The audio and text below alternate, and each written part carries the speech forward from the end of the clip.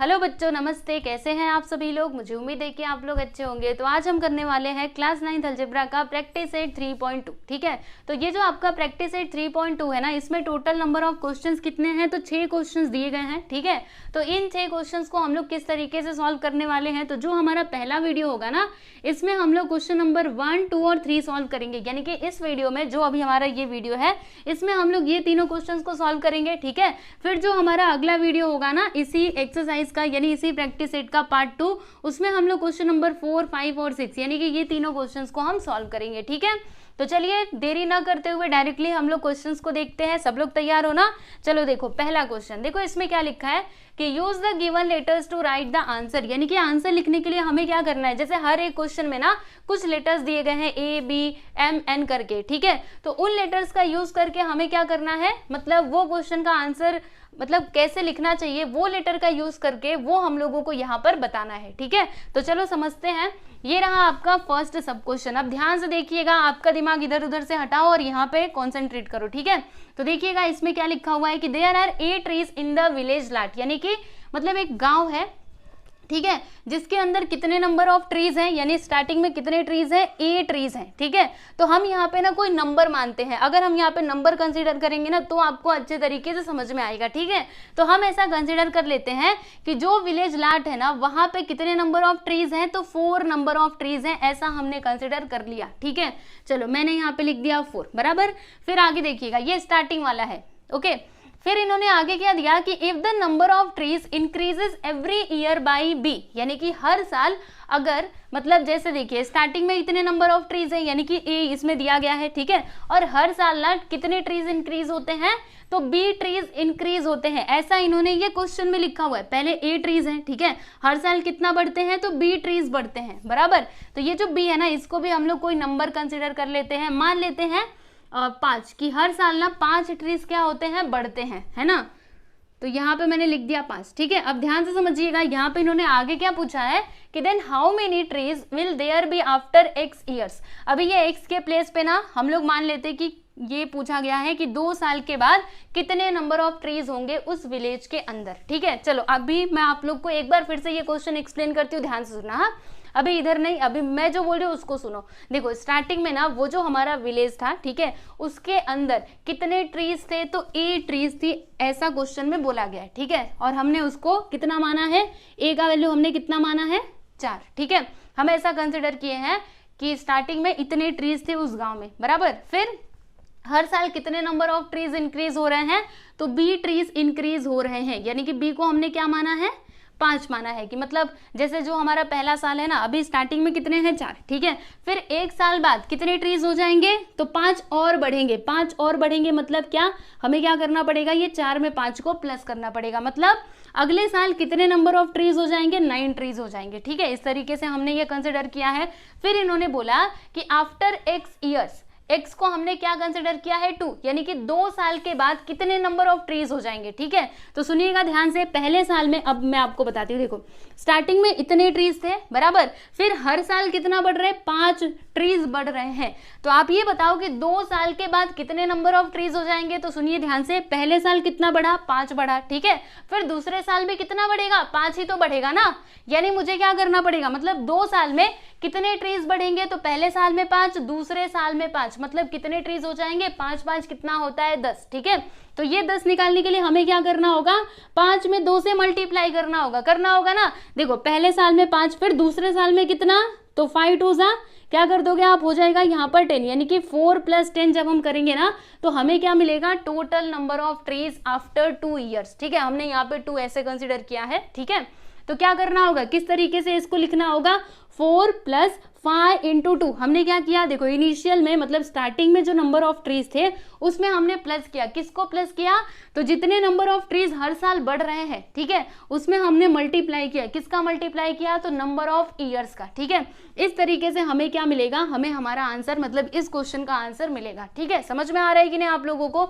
अब देखो, अगर हमें ये लेटर्स का यूज करके इसको रिप्रेजेंट करना हो तो कैसे करेंगे? देखो हर साल मतलब स्टार्टिंग में इतने नंबर ऑफ ट्रीज थे, हर साल कितना बढ़ रहे, बी बढ़ रहे, ठीक है। तो x ईयर्स में कितने हो जाएंगे, तो अगर पहले साल में बी है तो दूसरे साल में कितना हो जाएंगे, हमें क्या करना होगा, इसमें फिर मल्टीप्लाई करना होगा ना 2 से, ठीक है। मतलब यहाँ पे देखो नंबर ऑफ ईयर्स कितना दिया x, यानी कि हमें क्या करना होगा, ये x से इसमें मल्टीप्लाई करना होगा, ठीक है। यहाँ पे लेटर्स दिए गए हैं, याद रखना। और फिर हमें क्या करना होगा, जो भी यहाँ पे वैल्यू आएगा उसमें हम a को प्लस कर देंगे, तब जाके हमें क्या मिल जाएगा, total number of trees after 2 years. समझ में आया, यानी इसका फाइनल आंसर क्या होगा, a प्लस बी एक्स हो जाएगा, है ना। b का x में मल्टीप्लाई करोगे तो क्या आएगा, a प्लस बी एक्स, ठीक है। तो ये होगा आप लोगों का आंसर, ठीक है। आंसर तो हमें मिल गया, लेकिन लिखने का तरीका क्या है वो तो बता दो। ऐसे एग्जाम में लिखोगे तो नंबर मिलेंगे, नहीं मिलेंगे। आपको क्या करना होगा, अच्छे तरीके से पूरा यहाँ पे लिख करके बताना होगा, ठीक है। तो देखो यहाँ पर अब मैं इसको थोड़ा रफ कर देती हूँ, ठीक। बस ये नंबर्स मैंने आपको समझाने के लिए लिखा था। चलो यहाँ पे हम लिखते हैं कि initial number of trees, initial मतलब क्या होता है, स्टार्टिंग, ठीक है। Initial number of trees,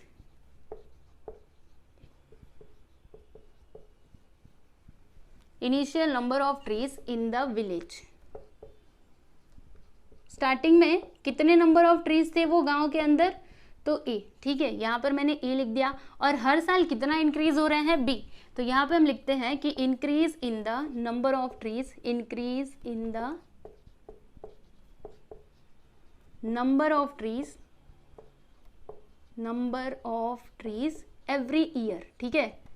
number of trees every year, कितना बढ़ रहा है हर साल, तो बी, यहाँ पे लिखिएगा बी, ठीक है। तो x ईयर्स के बाद कितने नंबर ऑफ ट्रीज हो जाएंगे, यहाँ पे हम लिखते हैं कि therefore total number of trees after x years, ठीक है। इस तरीके से लिखना होगा आप लोगों को, टोटल नंबर ऑफ ट्रीज, इसको मिटा दो आप, ट्रीज आफ्टर x ईयर्स, ठीक है। रुको एक काम करते हैं, इसको थोड़ा यहां से लिखेंगे ना तो आ पाएगा। देखिए therefore total number of trees, number of trees after x years कितने हो जाएंगे, क्या करना होगा, अभी आप लोगों को बताया था ना। तो देखो स्टार्टिंग में कितने थे, a बराबर, इसमें हमें प्लस करना होगा। किसको प्लस करेंगे, तो हर साल कितने नंबर ऑफ ट्रीज इंक्रीज हो रहे हैं, तो बी नंबर ऑफ ट्रीज क्या हो रहे हैं बच्चों, इंक्रीज हो रहे हैं, बराबर। तो हमें कितने साल के बाद बताना है, तो x ईयर्स के बाद बताना है ना कि कितने नंबर ऑफ ट्रीज हो जाएंगे। तो अगर एक साल में b बढ़ रहे हैं तो x ईयर्स में कितना बढ़ेंगे, तो b इंटू एक्स हमें करना होगा, राइट। ऐसे ही तो करना होगा ना। जैसे समझ लीजिए, मान लीजिए कि हर साल ना 4 ट्रीज बढ़ रहे हैं, तो आप मुझे बताओ कि 3 साल में कितने नंबर ऑफ ट्रीज हो जाएंगे, 3 साल बाद कितने ट्रीज होंगे। तो क्या करना होगा, इसमें 3 से मल्टीप्लाई करना होगा। ऐसे ही तो करोगे ना। देखो पहले साल 4, फिर दूसरे साल 4 और तीसरे साल भी 4, तो कितना हो जाएगा, 4 1 4, 4 2 8, 4 3 12, यानी कि 12। तो ये 12 कैसे आया, मल्टीप्लाई करके आया ना। तो यस, यहाँ पे हम लोग मल्टीप्लाई कर देंगे, यानी कि a प्लस बी एक्स यहाँ पर आ जाएगा, और यही होगा आप लोगों का फाइनल आंसर, ठीक है। समझ में आया ना, यस। तो आप देख सकते हो पहला क्वेश्चन हमने कंप्लीट कर लिया है। अब हम बढ़ते हैं सेकेंड सब क्वेश्चन की तरफ, ठीक है। तो इसमें भी हमें ऐसे ही करना है, क्वेश्चन पढ़ना है, समझना है, और उसके बाद से इस तरीके से इसका आंसर लिखना है, ठीक है। तो चलो देखते हैं कि इसमें क्या लिखा हुआ है कि for the parade there are Y students in each row. Row का मतलब आप जानते ही हो, रो मतलब वो जो लाइन होती है ना, जैसे प्रेयर की लाइन आप लोग लगाते होंगे, है ना, अपने स्कूल में। तो वही बात की जा रही है कि एक मतलब कितने रो हैं, रुकिएगा। For the parade there are Y students in each row, यानी कि हर एक रो में ना कितने नंबर ऑफ स्टूडेंट्स हैं, तो वाई नंबर ऑफ स्टूडेंट्स हैं, ठीक है। अब इसको भी हमें ना अपने मन से कुछ नंबर मतलब लेना चाहिए, क्योंकि नंबर लेकर के आपको बताऊंगी तो अच्छे से समझ में आएगा। तो यहाँ पे मैं कितने नंबर ले लूँ, चलो यहाँ पे मैं ले लेती हूँ 5, मतलब हर एक रो में, जैसे रुकिए बना करके बताती हूँ। जैसे ये पहला रो है, ठीक है, ये दूसरा रो है, ये तीसरा रो है, इस तरीके से रो होता है ना, प्रेयर की लाइन आप लोग लगाते होंगे, ठीक है।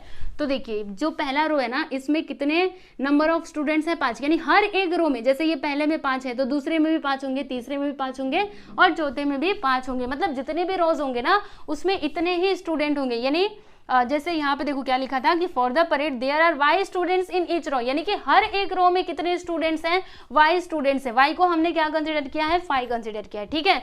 फिर आगे देखो क्या लिखा हुआ है, and x such row are formed, यानी कि इन्होंने बोला कि मतलब कितने नंबर ऑफ रोज फॉर्म किए गए हैं। तो देखो यहाँ पे क्या दिया है, x दिया गया है, ठीक है। अब x को भी हम लोग कोई नंबर मान लेते हैं x का वैल्यू क्या है, 4, ठीक है। यानी कि कितने रोज हैं, तो 4 रोज है। जैसे आप इसमें देख सकते हो हर एक रो में कितने स्टूडेंट है, 5 स्टूडेंट है, और टोटल नंबर ऑफ रोज कितने हैं, 4 रोज है, ठीक है। समझ में आया, ये क्वेश्चन समझ में आया ना।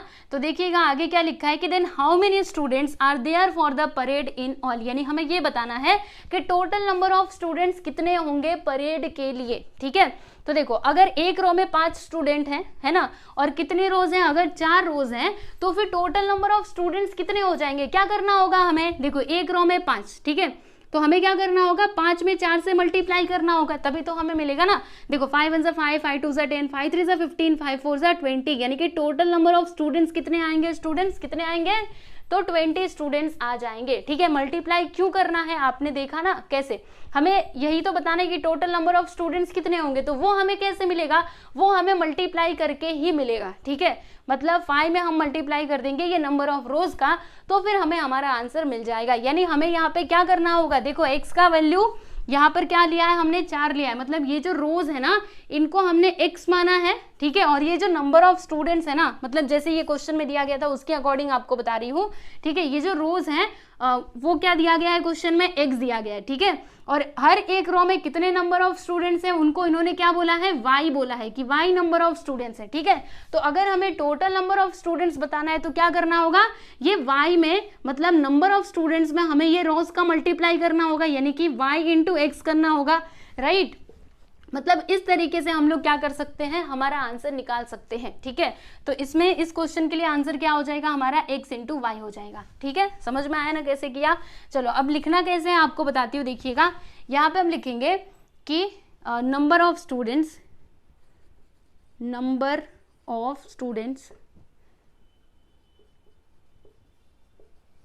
इन each row,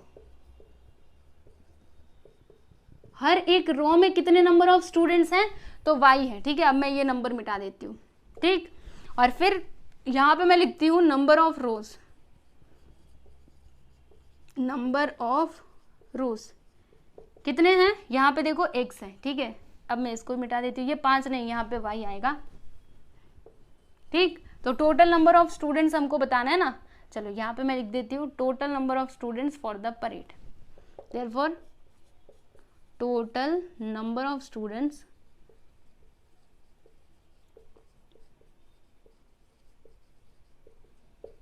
for the parade, कितने नंबर ऑफ स्टूडेंट्स हो जाएंगे, क्या करना होगा, दोनों का मल्टीप्लाई करना होगा, यानी कि y इंटू एक्स कर दो। अब इसको लिखोगे कैसे, x को पहले लिखना, y को बाद में लिखना, है ना। अच्छा मैंने ऐसा क्यों लिखा, क्या हम y x करके नहीं लिख सकते थे, लिख सकते थे। अगर आप ऐसे लिखते तो भी तो बात वही होती ना, लेकिन मैंने क्या किया, इस तरीके से लिखा, क्योंकि एक ऑर्डर में हमें लिखना चाहिए, पहले x आता है बाद में y आता है ना, इसके लिए लाइन से लिखोगे तो वो देखने में भी अच्छा है, ठीक है, इसके लिए। बाकी ऐसा कुछ रूल नहीं है कि पहले x को ही लिखो बाद में y को लिखो, आप चाहो तो पहले y को भी लिख सकते हो और पहले x को भी लिख सकते हो, वो आपके ऊपर है, ठीक है। तो देखो कितने आसानी से हमने ये सेकंड क्वेश्चन को भी सॉल्व कर लिया। अब बात करेंगे हम लोग थर्ड क्वेश्चन की, ठीक है।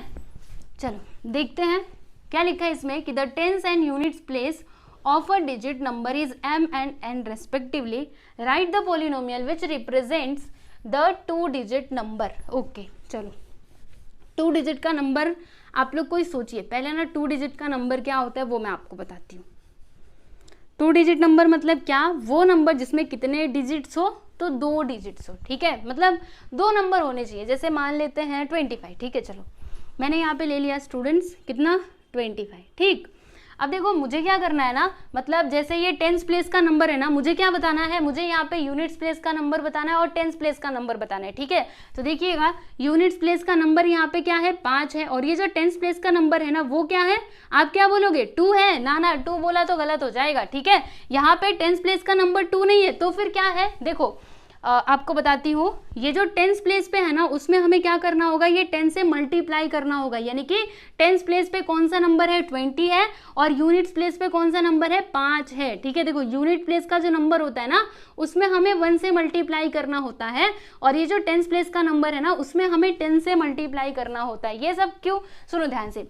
जैसे कि ये जो 5 है ना, देखो 5 के बाद कोई नंबर नहीं है, 5 के बाद कोई नंबर है क्या, नहीं है ना, ये यूनिट प्लेस का नंबर है, इसके लिए यहाँ पे 1 से मल्टीप्लाई करना है। ठीक है, और ये देखो यहाँ पर ये जो 2 है इसके बाद कौन सा नंबर है, एक नंबर है ना, इसके लिए हम लोग क्या करेंगे 1 लिखेंगे और यहाँ पे 0 और इसमें हम लोग 10 से मल्टीप्लाई करेंगे, तभी तो जो यहाँ पे दिया गया है वही आएगा।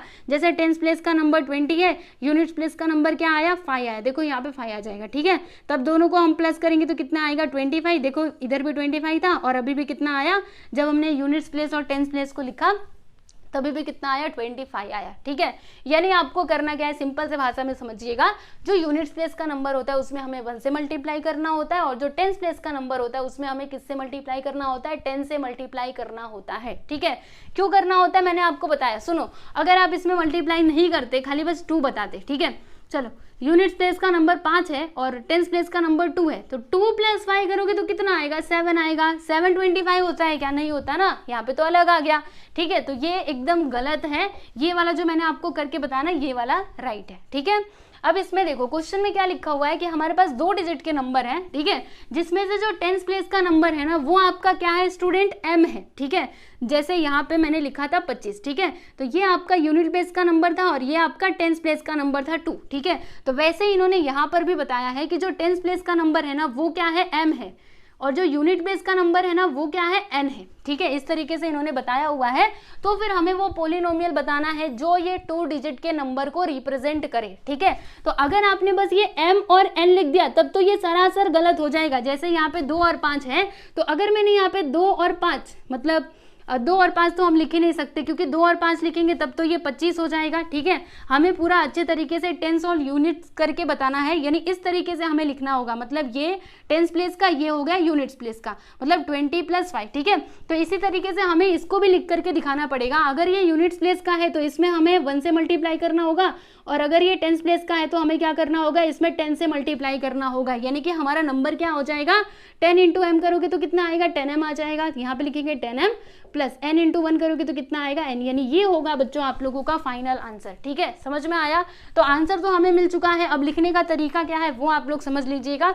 अभी हम कौन सा डिजिट लिखेंगे, पहले यूनिट प्लेस का लिखते फिर उसके बाद टेंस प्लेस का, मतलब टेंस प्लेस का। ठीक है, यहाँ पे हम लिखते हैं कि digit at the units place. ठीक है, यूनिट्स प्लेस के इधर कौन सा नंबर है तो n है। देखो यहाँ पे क्या बोला था, tens and units place of 2 digit number is m and n respectively. Respectively मतलब क्या होता है, एक ऑर्डर में। जैसे कि पहले इन्होंने टेंस दिया है तो ये जो m है ये टेंस प्लेस का नंबर होगा, बाद में इन्होंने यूनिट्स दिया है तो ये जो n है ये यूनिट प्लेस का नंबर होगा। ठीक है, तो digit at the units place n हो जाएगा एंड डिजिट एट द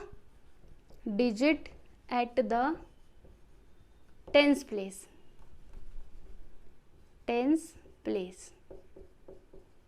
तो टेंस प्लेस का डिजिट यहाँ पे क्या हो जाएगा m हो जाएगा, बराबर। तो वो 2 डिजिट का नंबर क्या होगा, यहाँ पे लिखते therefore 2 digit number which is equal to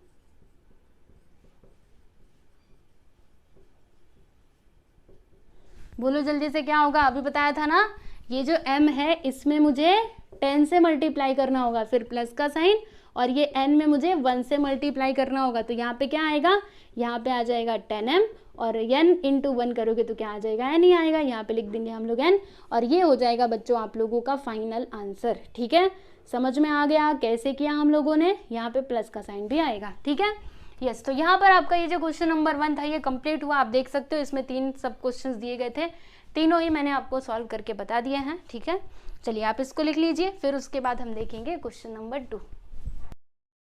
चलिए क्वेश्चन नंबर 2 देखते हैं। तो देखो इसमें क्या लिखा हुआ है कि एट द गिवन पॉलिनोमियल्स, मतलब यहाँ पर जो भी पॉलिनोमियल्स दिए गए हैं उन्हें हमें क्या करना है तो ऐड करना है, यानी कि प्लस करना है। ठीक है, तो ये हम कैसे करेंगे चलिए समझते हैं। देखिएगा यहाँ पर 2 पॉलिनोमियल्स दिए गए हैं, पहला ये है दूसरा ये है। अब दोनों को हमें क्या करना है तो प्लस करना है। ठीक है, तो देखो कैसे होगा, यहाँ पे ये वाला जो पहला वाला मतलब पॉलिनोमियल है ना, इसे हम पहले लिखेंगे, यहाँ पर क्या दिया है x³ माइनस 2x का स्क्वायर माइनस 9, ठीक है, इसको एक ब्रैकेट में लिखना।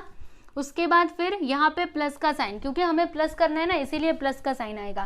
फिर दूसरा पॉलिनोमियल कौन सा है, 5x का क्यूब प्लस 2x प्लस 9, ठीक है। ये तो आपका पहला स्टेप हो गया। अभी दूसरा स्टेप में हम क्या करेंगे, जो ब्रैकेट्स है ना दोनों को हम हटा देंगे। तो चलिए इस ब्रैकेट को भी हटा देते हैं और उस वाले को भी। तो यहाँ पे क्या आएगा, x क्यूब माइनस 2x का स्क्वायर माइनस 9 प्लस 5x का क्यूब प्लस 2x प्लस 9, ठीक है। अब उसके बाद आप लोगों को क्या करना है ना, जो भी लाइव टर्म्स रहेंगे ना उनको एक साथ लेकर के सॉल्व करने का। जैसे कि मैं आपको बताती हूँ, यहाँ पर मैंने लिखा है 2x प्लस 3y प्लस यहाँ पे मैंने लिखा है 5x प्लस 2y, ठीक है, इस तरीके से मैंने लिखा है। तो क्या करना होगा, देखिएगा इसमें लाइव टर्म्स कौन कौन से हैं। तो 2x प्लस 5x दोनों में x है ना, मतलब ये दोनों क्या है, लाइव टर्म्स है, यानी कि इन दोनों को हमें एक साथ लेकर के सॉल्व करना पड़ेगा, ठीक है। तो 2x प्लस 5x दोनों मिला करके कितना हो जाएंगे, 7x हो जाएंगे, ठीक है।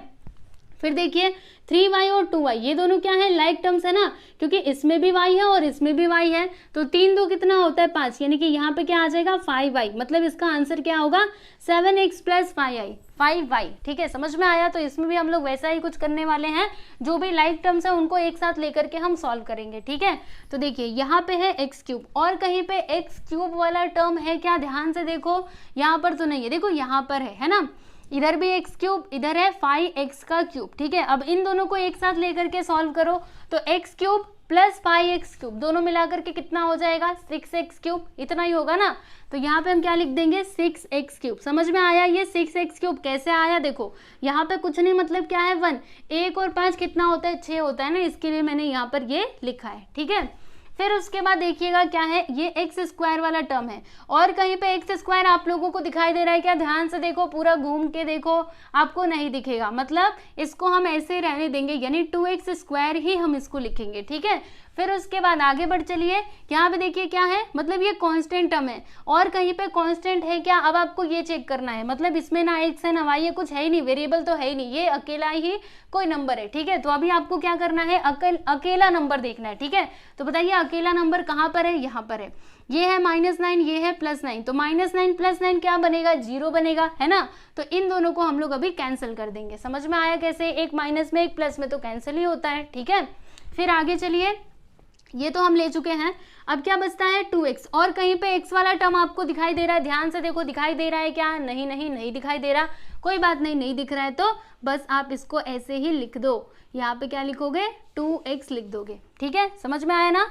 तो यहाँ पर हमें आंसर क्या मिला, यही है हमारा आंसर, क्योंकि इसके आगे अब ये सॉल्व नहीं होने वाला। देखो जैसे यहाँ पे है 6x का क्यूब, ठीक है, आपको और कहीं पे 6x क्यूब दिखाई दे रहा है क्या, मतलब x क्यूब वाला टर्म आपको कहीं पे दिखाई दे रहा है, देखो इसमें नहीं दिखाई दे रहा, मतलब ये ऐसा ही रहेगा। फिर उसके बाद ये स्क्वायर वाला टर्म है और कहीं पे आपको स्क्वायर दिखाई दे रहा, नहीं दिख रहा, मतलब ये भी वैसा ही रहेगा 2x का स्क्वायर। फिर लास्ट में है ये बस x वाला टर्म और कहीं पे है नहीं है, मतलब इसको आप ऐसे ही रहने दोगे, यानी यही आपका क्या हो जाएगा, फाइनल आंसर हो जाएगा, ठीक है। समझ में आया ना कैसे किया हम लोगों ने। चलिए अभी अगला सवाल देख लेते हैं। तो ये है आपका नेक्स्ट क्वेश्चन, इसमें भी देखिए दो पॉलिनोमियल्स दिए गए हैं, पहला ये है दूसरा ये है, दोनों को हमें क्या करना है प्लस करना है, ठीक है। तो चलिए करते हैं, पहले हम क्या करते हैं, पहला स्टेप क्या होता है ब्रैकेट में लिखने का जो भी पॉलिनोमियल्स दिए रहते हैं उसको, ठीक है। यहाँ पे आ जाएगा 7m⁻⁴ -7m⁴ प्लस 5m का क्यूब प्लस √2, ठीक है। फिर उसके बाद हमें क्या करना है, प्लस करना है, इसीलिए यहाँ पे प्लस का साइन आएगा, ठीक है। फिर उसके बाद दूसरा पॉलिनोमियल क्या है 5m⁴ -3m का क्यूब प्लस 2m का स्क्वायर प्लस 3m - 6, ठीक है। ये हमारा पहला स्टेप हो गया। दूसरे स्टेप में क्या करना है, जो भी ब्रैकेट्स दिए गए उनको हटा दो। चलो यहाँ से ब्रैकेट हटाओ, यहाँ पे क्या आएगा 7m⁴ प्लस 5m का क्यूब प्लस √2, ठीक है। फिर यहाँ पे प्लस का साइन आ जाएगा, ये देखो √2 है, थोड़ा मैं अच्छे तरीके से लिखती हूँ। फिर ये ब्रैकेट को हटा दो, तो यहाँ पे क्या आएगा 5m⁴ -3m का क्यूब प्लस 2m का स्क्वायर प्लस 3m - 6, ठीक है। अब हमें क्या करना है, जो भी लाइक टर्म्स है उनको एक साथ लेकर के सॉल्व करना है, ठीक है। तो यहाँ पे पहला क्या है देखिएगा -7m⁴, मतलब इसमें वेरिएबल क्या है m⁴, और देखिए कहाँ पर है m⁴, ये देखो यहाँ पर है कि नहीं, देखो प्लस 5m⁴, ठीक है। अब इन दोनों को एक साथ लेकर के सॉल्व करो तो -7m⁴ प्लस 5m⁴ कितना होगा, ये माइनस में ये प्लस में, यानी कि माइनस होगा। तो देखो 7 में से 5 को माइनस करेंगे तो कितना आएगा, 2 आएगा। यहाँ पे लिख दिया मैंने 2, लेकिन प्लस में या फिर माइनस में, तो देखिए इन दोनों में से बड़ा नंबर कौन सा है, ये नंबर बड़ा है, ये किसमें, माइनस में, इसीलिए इसका आंसर किसमें आएगा, माइनस में आएगा, ठीक है। मतलब यहाँ पर हम क्या लिखेंगे, -2m⁴, ठीक है। इतनी बातें आपको समझ में आई। फिर उसके बाद देखिएगा यहाँ पे क्या है, 5m³, और देखिए कहीं पे m³ वाला टर्म है क्या, तो ये देखो यहाँ पर है, बराबर। तो क्या करना होगा, देखो 5m³ -3m³, तो इसको एक साथ लेकर के सॉल्व करना होगा। तो 5 में से 3 गया तो कितना आएगा, 2 आ जाएगा। यहाँ पे हम लिखेंगे 2m³। समझ में आया कैसे किया हम लोगों ने, देखो 5 में से 3 गया तो 2 ही मिलता है ना, और प्लस में कि माइनस में, तो दोनों में से बड़ा नंबर कौन, ये किस में है, प्लस में, इसीलिए इसका आंसर किस में आएगा, प्लस में आएगा, ठीक है, क्लियर। फिर उसके बाद देखिएगा क्या है, √2। तो √2 क्या होता है, इसके साथ कोई वेरिएबल नहीं है, मतलब ये आपका कांस्टेंट टर्म है, ठीक है। तो आपको दूसरा कोई कांस्टेंट टर्म चेक करना है, यहाँ पे है क्या, तो देखो ये 6 क्या है, कांस्टेंट है, लेकिन ये रूट में है और ये विदाउट रूट है, तो इन दोनों का कोई रिलेशन नहीं है, इन दोनों को हम लोग प्लस नहीं कर पाएंगे, ठीक है। तो ये जो √2 है ना, इसको आप ऐसे ही रहने दो, इसका हम कुछ नहीं कर सकते। फिर आगे बढ़ चलते हैं, तो आगे क्या है, ये स्क्वायर वाला टर्म है, तो स्क्वायर वाला टर्म और कहीं पे आपको दिखाई दे रहा है, नहीं दिखाई दे रहा, तो इसको आप ऐसे ही लिख दो 2m²। फिर यहाँ पे क्या है, 3m, और कहीं पे m वाला टर्म है, नहीं है ना, तो यहाँ पे लिखना +3m। फिर लास्ट में क्या है, ये कांस्टेंट -6, तो इसको हमने ऐसे ही लिख दिया, ठीक है। तो ये जो मैंने फाइंड किया है ना, यही हमारा क्या है बच्चों, फाइनल आंसर है, ठीक है। अब देखो आंसर लिखने का तरीका आप लोग को बताती हूँ। देखो कैसे लिखने का ना, जैसे जो इसके पावर्स है ना, उनको जैसे यहाँ पे पावर 4, तो सबसे पहले लिखना, फिर इससे छोटा, फिर उससे छोटा, और फिर जाके लास्ट में उससे छोटा, ठीक है। और एकदम लास्ट में क्या आता है, कांस्टेंट टर्म्स आते हैं, ठीक है। तो मैं आपको लिख करके बताती हूँ। सबसे पहले यहाँ पे हम लिखेंगे 2m⁴, फिर क्या आएगा, +2m³, ठीक है। फिर उसके बाद क्या आना चाहिए, सीक्वेंस वाइज अगर देखा जाए तो ये आना चाहिए ना, तो यहाँ पे हम लिख देंगे 2m²। फिर क्या आना चाहिए, तो जिसका पावर 1 हो, यानी कि +3m, और फिर ये -6 को लिखना, और लास्ट में ये √2 को लिख देना, ठीक है। आप इसको आगे पीछे कर सकते हो क्योंकि दोनों ही कांस्टेंट हैं, ओके, इससे कोई फर्क नहीं पड़ने वाला। तो बस ये हो गया आप लोगों का फाइनल आंसर, आप देख सकते हो। क्वेश्चन नंबर 2 का सेकेंड सब क्वेश्चन भी हमने यहाँ पर कंप्लीट कर लिया है, ठीक है। अब हम लोग क्या देखने वाले हैं, तो थर्ड सब क्वेश्चन देखेंगे, ठीक है। चलो मैं इसको रफ कर देती हूँ।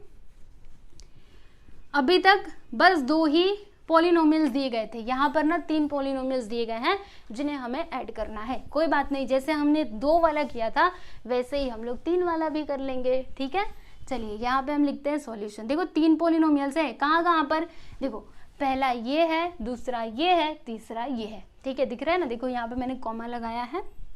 तो चलो ब्रैकेट में सबसे पहले लिखने का ना, तो पहला पॉलिनोमियल 2y² + 7y + 5, प्लस करना है, यहाँ पे प्लस का साइन। दूसरा पॉलिनोमियल 3y + 9, ठीक है, प्लस। तीसरा पॉलिनोमियल क्या है, 3y² - 4y - 3, ब्रैकेट क्लोज, ठीक है। अब क्या करना होगा, दूसरे स्टेप में जो भी ब्रैकेट्स हैं उनको हटा दो। तो यहाँ पे मैंने लिख दिया 2y² + 7y + 5, यहाँ पे प्लस का साइन, फिर इधर आएगा 3y + 9, फिर से यहाँ पे प्लस का साइन, यहाँ पे आएगा 3y² - 4y - 3, ठीक है। अब हमें क्या करना है, तो जो भी लाइक टर्म्स है उनको एक साथ लेकर के हमें सॉल्व करना है। तो देखिएगा यहाँ पर क्या है, 2y², और कहीं पे स्क्वायर वाला टर्म है, ध्यान से देखो, एकदम ध्यान से, ये लो जी मिल गया, ठीक है। दोनों ही प्लस में है तो दोनों जुड़ जाएंगे, 2 और 3 कितना होता है, 5, मतलब यहाँ पर क्या आ जाएगा, 5y², ठीक, क्लियर। उसके बाद फिर नेक्स्ट देखिएगा, यहाँ पे y है, मतलब 7y है, तो y वाला टर्म कहाँ कहाँ पर है, एक तो यहाँ पर है, दूसरा यहाँ पर है, तीसरा यहाँ पर है, ठीक है।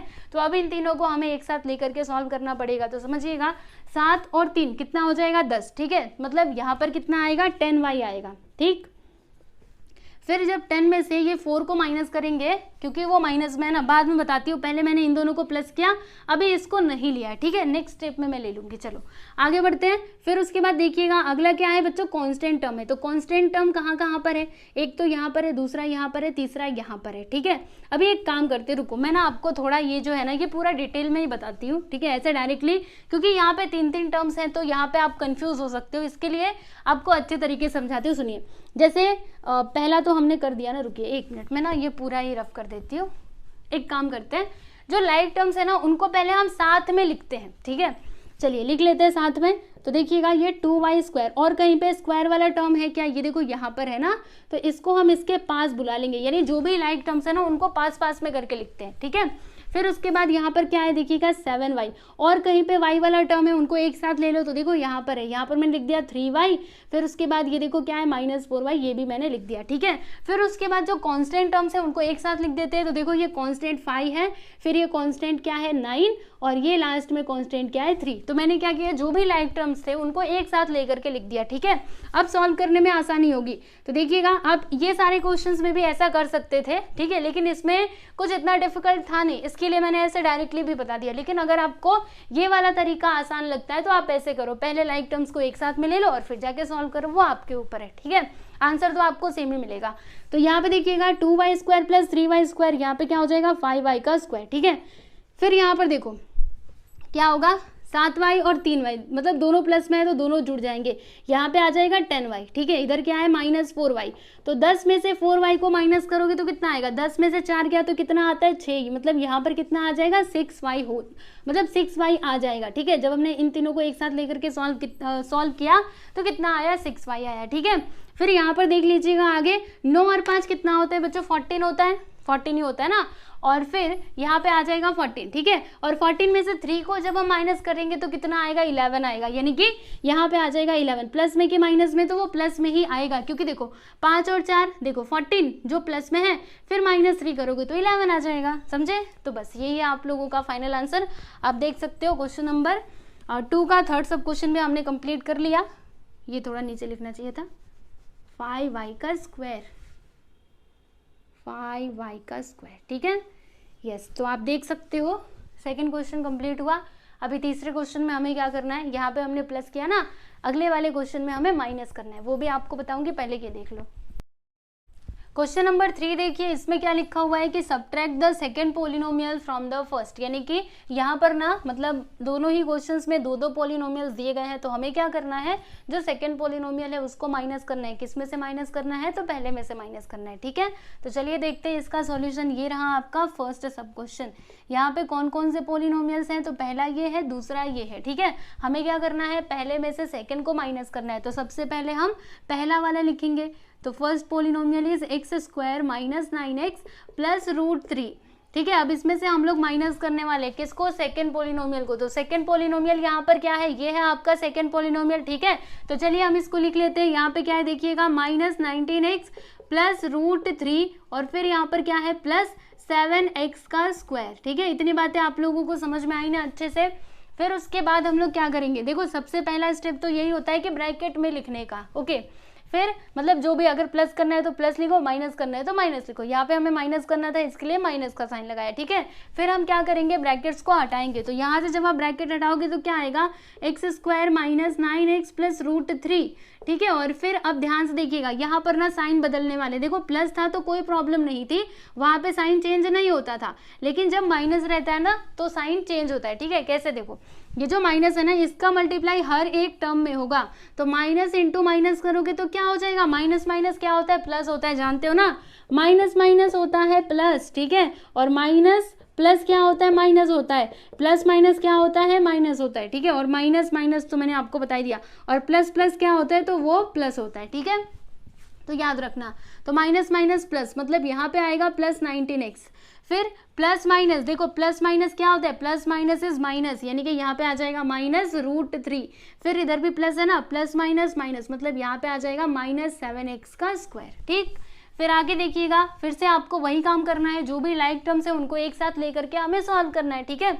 तो यहाँ पे देखो क्या है एक्स स्क्वायर, और कहीं पे स्क्वायर वाला टर्म है, ये देखो यहाँ पर है, तो x square minus 7x square, answer क्या आएगा, देखो यहाँ पे कुछ नहीं मतलब क्या है 1, तो 1 माइनस 7 करोगे तो कितना आएगा 6 आएगा, प्लस में कि माइनस में, तो दोनों में से बड़ा नंबर कौन सा है, ये नंबर बड़ा है, ये किस में माइनस में, इसके लिए जो इसका आंसर है ना वो किस में आएगा माइनस में आएगा, यानी कि यहाँ पर क्या आ जाएगा -6x का स्क्वायर। ठीक है, समझ में आया।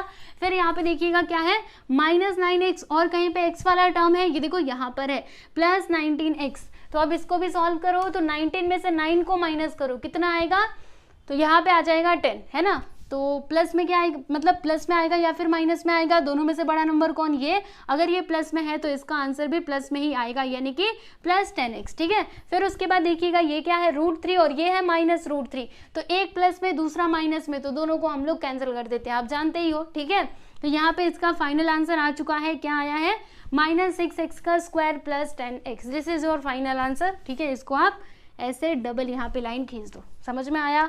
चलो अब हम बात करेंगे सेकेंड सब क्वेश्चन की, तो इसमें भी दो पॉलिनोमियल्स दिए गए हैं, जिसमें हमें क्या करना है, पहले में से दूसरे वाले को माइनस करना है। ठीक है, चलो यहाँ पे मैं लिखती हूँ इसका सॉल्यूशन। पहला पॉलिनोमियल यहाँ पे इस ब्रैकेट में लिखेंगे 2ab का square plus 3a square b minus 4ab। ठीक है, अब इसमें से मैं माइनस करने वाली हूँ दूसरे पॉलिनोमियल को, तो दूसरा पॉलिनोमियल क्या है -3ab माइनस 8ab का square plus 2a square b। ठीक है, इस तरीके से।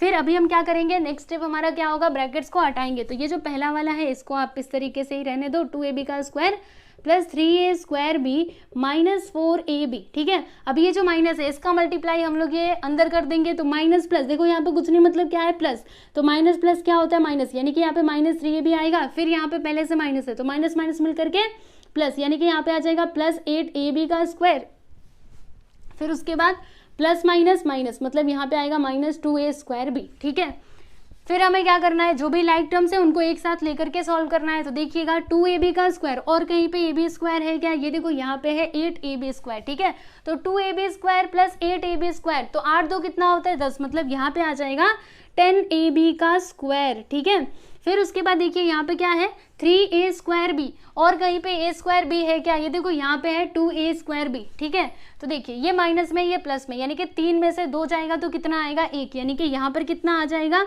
सुनिए प्लस में कि माइनस में, तो ये नंबर बड़ा है ना, यानी इसका आंसर प्लस में आएगा, मतलब यहाँ पे क्या आएगा 1a स्क्वायर b। अब ध्यान से समझिएगा, ये जो 1 है क्या हमें लिख करके बताने की जरूरत है, अगर कुछ नहीं होता मतलब 1 ही होता है, तो अगर आपने ये 1 नहीं लिखा, बस यहाँ पे a स्क्वायर इंटू b लिखा तो भी चलेगा। ठीक है, तो चलो यहाँ पे हम लिख देते हैं a स्क्वायर b। ठीक, फिर उसके बाद देखिएगा क्या है -4ab, और कहीं पे ab वाला टर्म है, ये देखो यहाँ पर है ना, तो -4ab -3ab दोनों भी माइनस में, जब दो नंबर हो और दोनों माइनस में हो तो दोनों को हम लोग जोड़ देते हैं, और साइन किसका आता है, माइनस का ही आता है। ठीक है, तो यहाँ पे आ जाएगा -4 3 कितना होता है 7, मतलब -7ab। ठीक है, तो बस ये हो जाएगा आप लोगों का फाइनल आंसर। देख सकते हो ये a है, थोड़ा अच्छे तरीके से बना दो वरना वो 0 के जैसा ही लग रहा है। ठीक है, समझ गए, तो आप लोग देख सकते हो यहाँ पे हमने क्वेश्चन नंबर 3 भी कंप्लीट कर लिया। ठीक है, तो यहाँ पर हमें तीन ही क्वेश्चंस देखने थे, क्वेश्चन नंबर 1, 2 और 3 तीनों ही हमने सॉल्व कर लिए हैं। तो आप लोग अच्छे से ये तीनों क्वेश्चंस की प्रैक्टिस कीजिए, और जो आपका मतलब आपके आगे वाले क्वेश्चंस है क्वेश्चन नंबर 4, 5 एंड 6 इनको हम लोग नेक्स्ट वीडियो में सॉल्व करेंगे, और नेक्स्ट वीडियो का लिंक ना डिस्क्रिप्शन में दिया गया है। ठीक है, तो वहाँ से जाकर के आप लोग अगला वीडियो देख सकते हैं। बाकी टेलीग्राम चैनल से नहीं जुड़े हैं तो आप सभी लोग जरूर जुड़ जाइएगा, उसका भी लिंक डिस्क्रिप्शन में दिया गया है। ठीक है, तो चलिए आज के लिए बस इतना ही, अभी मिलेंगे हम लोग नेक्स्ट वीडियो में। चलो बाय एवरीवन।